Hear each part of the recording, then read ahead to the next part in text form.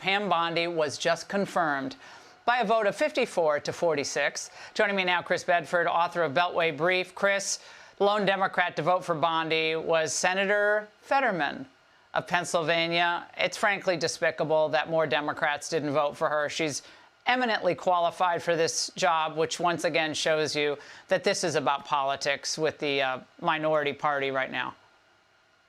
It is. And I actually wrote a Beltway Brief newsletter about this on Monday, whereas you compare to Biden's picks, there are all of his cabinet picks up through this week of February 2021. Only two Republicans voted against all of them. There's Senator Ted Cruz and Josh Hawley, neither of whom were ranking members at the time or committee chairs at the time. Now, if you look at it, there are a dozen Democrats, including ranking members and powerful Democrats who pretend to ask serious questions of nominees, who have voted against every single one of Donald Trump's nominees. They don't care about him having a cabinet. Right now, they're talking about holding up nominations to the State Department so that money can go to foreign countries. We are dealing with an extremely obstructionist party. Well, we always think of, oh, the midterms are going to be bloodletting for Republicans because the party in power often loses seats in the midterms.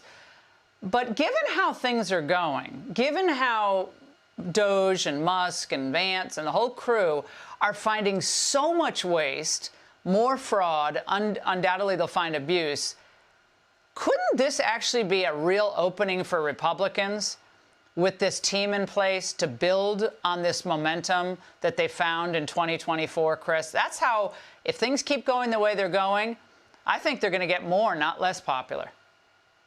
It certainly could. People in D.C. keep on predicting a backlash to Elon Musk's cuts.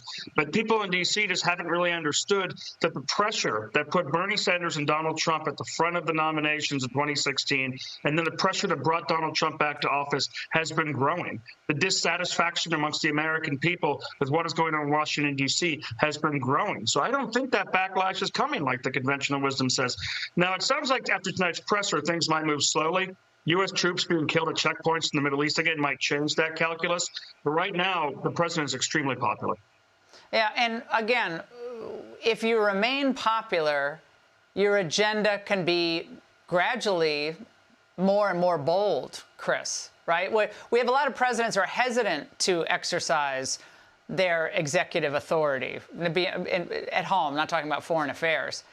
But I think President Trump gets more bold as time goes on, and that's going to piss off all the right people. But I think it's just going to keep this juggernaut going. That's how I see it. Real quick.